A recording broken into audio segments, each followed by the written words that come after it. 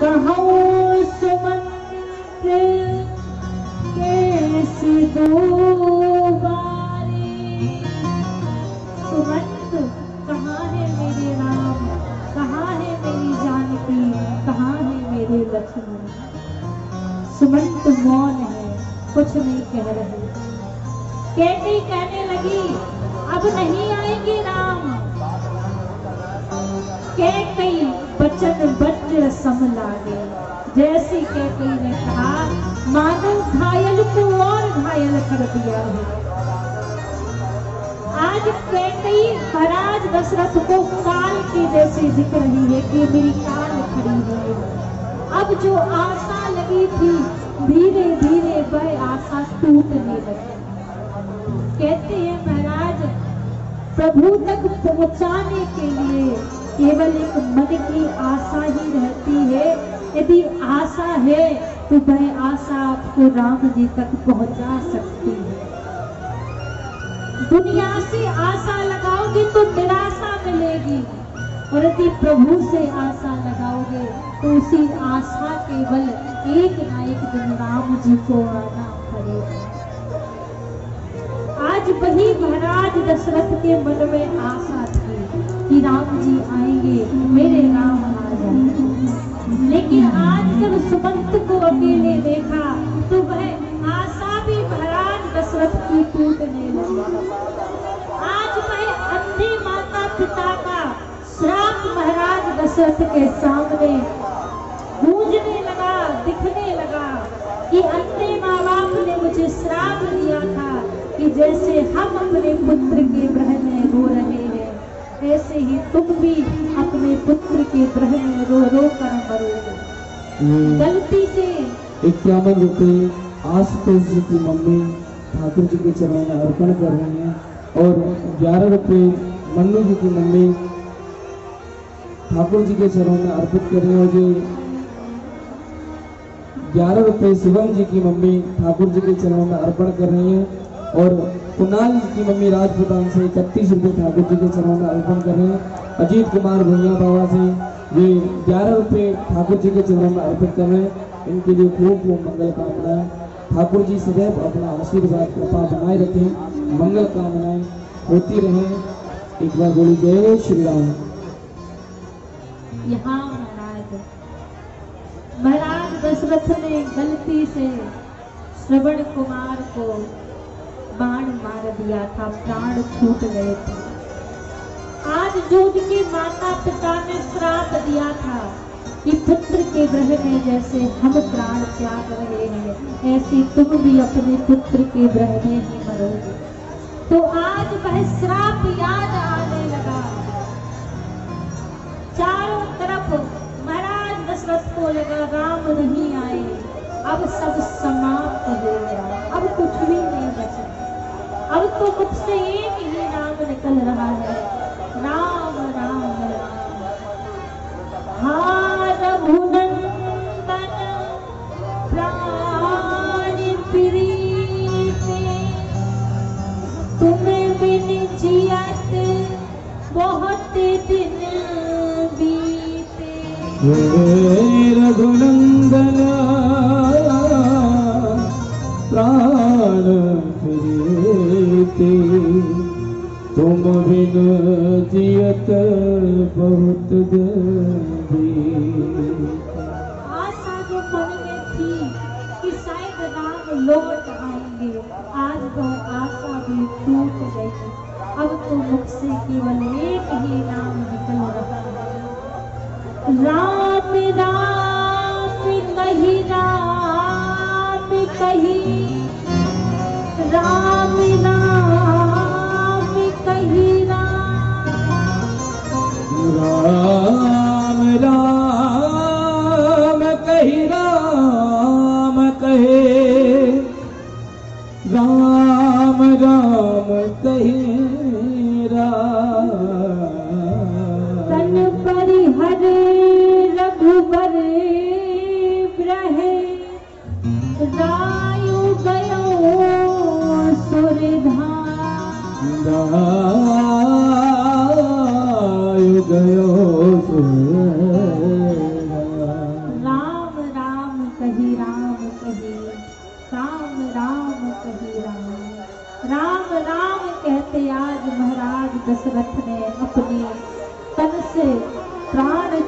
दिए, राहु गयो सुरधाम। महाराज दशरथ ने अपने जीवन को तो राम की याद में संवार लिया, अपनी मृत्यु को भी महाराज दशरथ ने आज बना लिया, संवार लिया।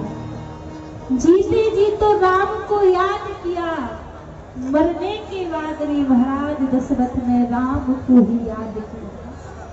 और मृत्यु वही सफल है, वही मृत्यु सुंदर है जिस मृत्यु के समय भी मुख से राम का नाम निकले, वही मृत्यु सुंदर है। अवधपुरी एक दुख से तो अभी निकली नहीं थी, सबको दुख था कि महाराज राम तो अवध छोड़कर चले गए। अब पता लगा कि महाराज दशरथ का शरीर पूरा हो गया है।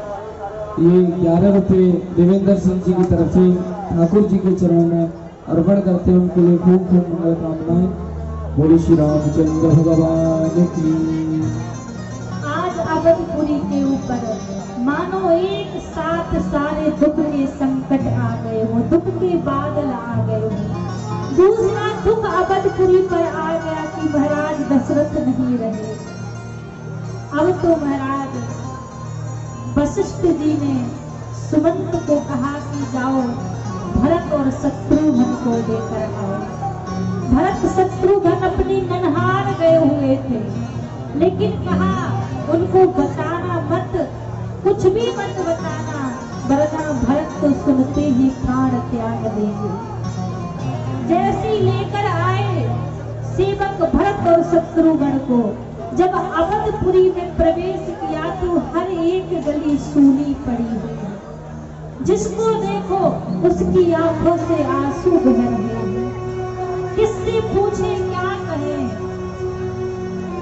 भरत जी जैसी महल में आए तो पिताजी के कक्ष में जाने लगे। सुमंत ने रोक लिया, अभी जाएंगे तो पता लग जाएगा कि पिताजी नहीं रहे। कहा बेटा आपको आपकी माता जी ने बुलाया है।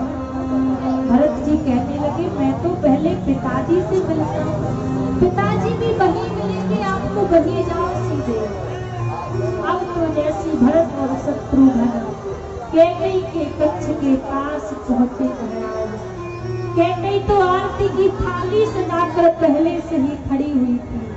भरत जी ने कहा माँ काम हो गया, इतने में जैसे देखा, जैसे देखा तुरंत कैकेयी कहने लगी बेटा तात बात में सकल समारी, भई मंथिरा सहाय विचारी। बेटा देख मैंने सारी व्यवस्था कर दी। जैसे कहा सारी व्यवस्था कर दी तो भरत जी कहने लगे कौन सी व्यवस्था कर दी माँ। देख बेटा तेरे पिताजी राम को अवध का राज देना चाहते थे, तो देख तू चिंता मत कर, मैंने तेरे लिए अवध का राज मांग लिया। और राम अभी तक तो सुना कि अवध का राज मांग लिया, कुछ नहीं। जब कहा राम को मैंने 14 वर्ष के लिए वनवास भेज दिया। महाराज भरत के तो रोम रोम कांपने लगे, कहा मैंने वरदान मांग कर भेजा। आज भरत जी के रोम रोम कांपते हैं, मुख से कटु वचन निकलते हैं माता के लिए। डरी न गयो तुहि परो न कीरा, बरमा गति तुहि भयो न पीरा। अरे डरी न गयो तुहि परो न कीरा, जब तूने वर मांगा तो तेरी जीभ में कीड़े ना पड़ गए, तेरी जीभ कटकर नहीं गिर गई, तुझे पीड़ा नहीं हुई। तूने कैसे राम के लिए 14 वर्ष का वनवास मांग लिया। अरे मुझे धिक्कार होता है, मैंने तेरी कोख से जन्म लिया, तू मेरी माँ नहीं हो सकती। तूने मेरे राम को 14 वर्ष के लिए वनवास भेजा है, तू मेरी माँ नहीं हो सकती। जैसी कटु वचन कहने लगी कैकेयी, भरत जी तो कैकेयी की आंखों से आंसू बहने लगे और कैकेयी कहती है, देख तू मेरा बेटा नहीं है, मैंने एक पुत्र को नहीं, मैंने तो न्योले को दूध पिलाया, मैंने तेरे लिए आज राम को वनवास भेज दिया, तेरे लिए अपने माथे का सिंदूर मिटा दिया और तू मुझे गाली देता है। भरत जी ने कह दिया तू मेरी माँ नहीं है, देख बेटा तो मेरा वो है राम जिसके लिए मैंने कष्ट मांगा, दुख मांगा, वह जाते समय चरणों को छूकर गया, कहा माँ चिंता मत करना, रोना मत, मैं जल्दी लौट कर आ जाऊंगा। और देख मैंने तेरे लिए सुख दिया और तू मुझे गाली देता है, तू मेरा बेटा नहीं है, मेरा बेटा तो राम है, मेरा तो राम है। कच्छ बंद कर लिया कैकेयी ने बैठ कर रोने लगी। कैकेयी तुलसीदास जी से कहा बाबा सब कहते हैं कि तात भरत तुम सब विधि साधो, भरत जी चारों तरफ से साधु हैं, लेकिन मुझे नहीं लगता कि भरत साधु है, क्योंकि साधु क्या किसी को कटु वचन कहता है, साधु क्या किसी को उल्टी बातें कहता है। तो तुलसीदास जी कहते भैया समझे नहीं आता, भरत जी ने क्यों कैकेयी के लिए कटु वचन कहे। भरत जी जानते थे जब तक कैकेयी को मैं अच्छा लगूंगा तब तक राम अच्छा नहीं लगेगा, और जब कैकेयी को मैं बुरा लगूंगा तो फिर कैकेयी को राम अच्छा लगेगा। और सत्य तो वही है, खुद भले ही बुरा बन जाए लेकिन जो उसके पास रहे उसको राम से जोड़ दे। तो कहा भरत तो चारों तरफ से संत है, साधु है। शत्रुघ्न जी ने कहा भैया आपने माता जी के लिए कटु वचन कहे, इतना बुरा भला कहा। तो भरत जी कहते देख शत्रुघ्न यदि मैं तुझे बता दूं कि राम जी को वन किसने भेजा है तू क्या करेगा फिर। शत्रुघ्न कहने लगे उसका सर धड़ से अलग कर दूंगा, तुझे पता लग जाए कि राम जी को किसने वन भेजा है।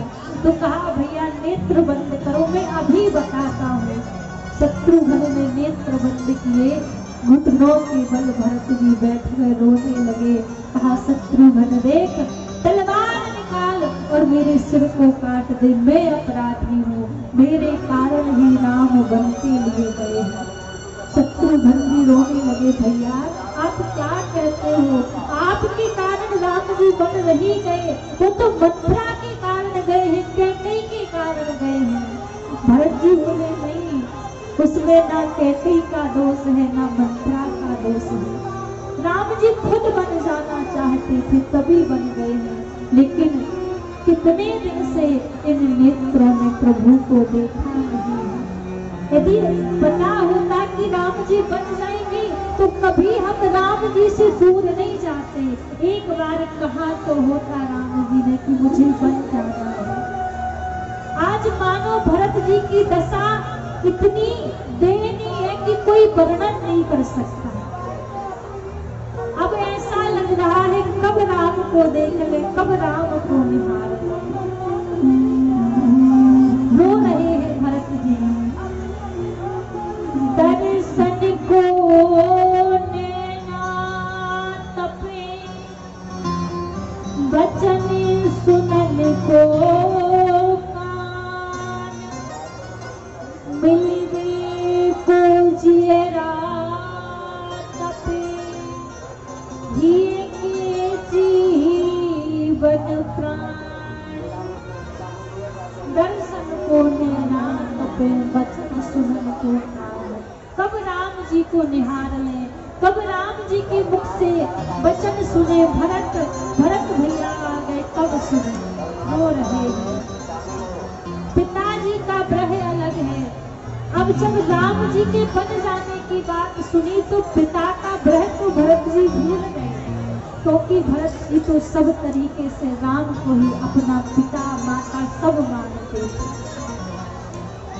गुरुदेव ने कहा वशिष्ठ जी ने कि बेटा भरत पिताजी का आप अंतिम संस्कार करो। सरयू के किनारे सारे अवधवासियों ने मिलकर दशरथ जी की देह का अंतिम संस्कार किया। सभा बिठाई गई और सभा बिठाकर सबके बीच में भरत से कहा, भरत आपके पिताजी की आज्ञा थी कि आप इस राज सिंहासन को संभालें, तो अब आप इस राज सिंहासन पर बैठिए, इसको संभालिए। भरत जी ने कह दिया, गुरुदेव आप ही क्या कहते हैं, मैं इस सिंहासन पर नहीं बैठ सकता। कहा क्यों? अब तो भरत जी कहने लगे, मैं अभी तक तो लगता था मेरे कम अपराध हैं, पर अब लगता है मेरे पाप इतने बढ़ चुके हैं कि गुरुदेव मेरे पापों के कारण आपकी बुद्धि भी भ्रष्ट हो चुकी है। मुझे पता था सारे लोग कहेंगे भरत तुम इस सिंहासन पर बैठो, पर मुझे लगता था मेरे गुरुजी कभी नहीं कहेंगे, क्योंकि तुम्हें त्रिकाल करसी मुनि नाथा,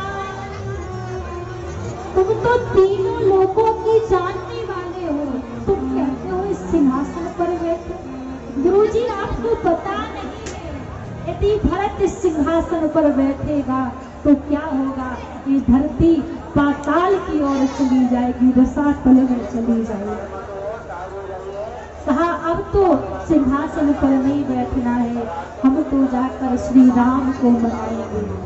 सबने जैसे सुना जय जयकार होने लगी भरत जी की। सारे अवधवासी तीनों माताएं आज चली हैं राम जी को मनाने के लिए।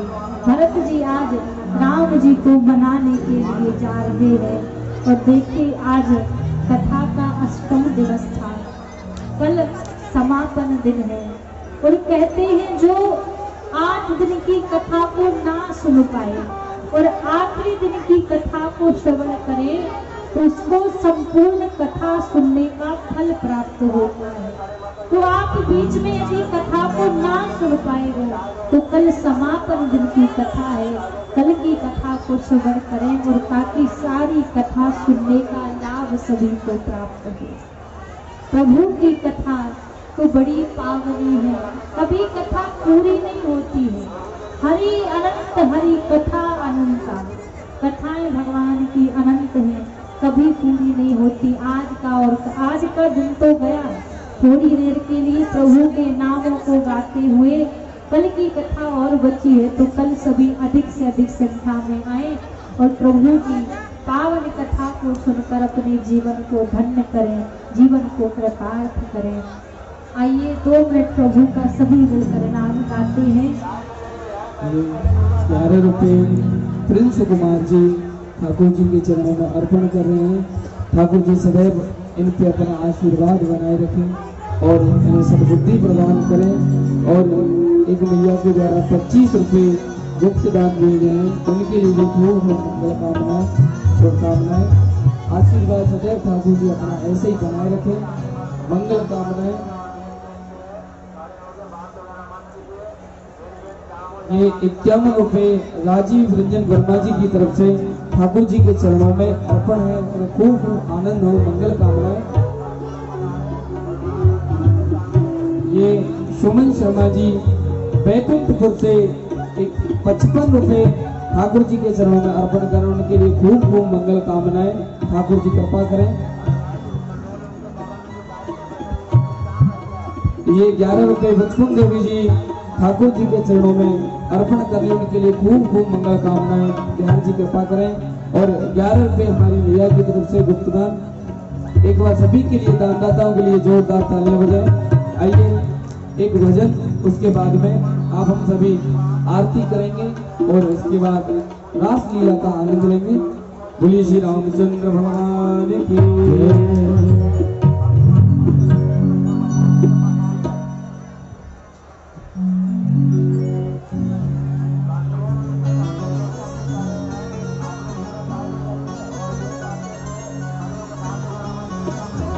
ये 21 रुपये विजय चौधरी जी भगवान से ठाकुर जी के चरणों में अर्पण कर रहे हैं।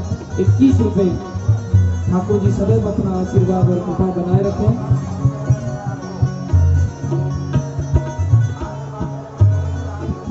100 रुपए गुरु शिवाय ओम नमः शिवाय, पार्वती माता ओम नमः शिवाय, श्री बिंदेश्वर महतो, पुत्र रवि कुमार महतो, पुत्र नित्यानंद विधायक जी, पुत्र महेश कृष्ण मोहन कुमार की तरफ से 50 रुपए ये दान और ये 100 रुपए ठाकुर जी के चरणों में अर्पण कर रहे हैं। उनके लिए खूब खूब मंगल कामनाएं, बधाई। आइए एक सुंदर सा भजन, बोलिए श्री रामचंद्र भगवान की जय। ओ मिसरी से मीठो नाम हमारी राधा रानी, मिसरी से मीठो नाम हमारी राधा रानी को, राधा रानी को हमारी श्यामा प्यारी को, राधा रानी को हमारी श्यामा प्यारी को, राधा रानी को हमारी।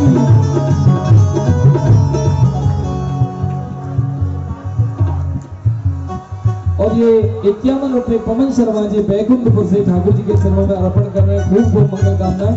सभी दोनों हाथ उठाएं और ताली के साथ मीठी मीठी ताली। मिसरी से मिसरी से मिसरी से मीठो नाम हमारी राधा रानी को, मिसरी से मीठो नाम हमारी राधा रानी को, राधा रानी को हमारी श्यामा प्यारी को, राधा रानी को हमारी श्यामा प्यारी को, मिसरी से मीठो नाम राधा रानी को, मिसरी से मीठो नाम हमारी राधा रानी को।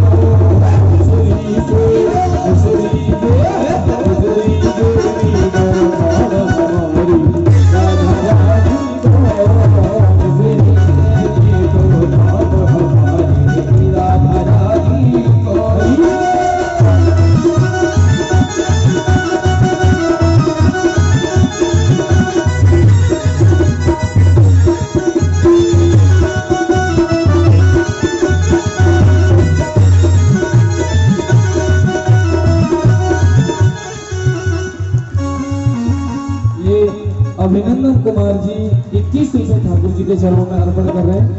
उनके लिए खूब खूब मंगल कामनाएं। और आप सभी यथा स्थान खड़े हो जाएं, सभी आरती करेंगे। सभी खड़े हो जाए अपने अपने जगह पे। यथास्थान खड़े होकर सभी आरती करेंगे। उससे पहले 2 मिनट सभी दोनों एक बार हाथ उठाएं, दोनों हाथ उठा के बोले श्री रामचंद्र भगवान की जय हो। जय श्री राम, जय श्री राम। ये 51 रुपए संजय कुमार दास जी राजा पाकर से LIC एजेंट 51 रुपए ठाकुर जी के चरणों में अर्पण कर रहे हैं। उनके लिए खूब खूब मंगल कामनाएं। 51 रुपए सोनम कुमारी जी पति साकेत रंजन जी मटियारा सराय के निवासी 51 रुपए ठाकुर जी के चरणों में अर्पण कर रहे हैं। ये 21 रुपए निशा कुमारी जी ठाकुर जी के चरणों में अर्पण कर रही हैं। उनके लिए खूब खूब मंगल कामनाएं, शुभकामनाएं। एक बार प्रेम से बोले जय श्री राम। अनिल कुमार पासवान जी पासवान अध्यक्ष जी 51 रुपए ठाकुर जी के चरणों में अर्पण कर रहे हैं। उनके लिए खूब खूब मंगल कामनाएं। ठाकुर जी कृपा करें।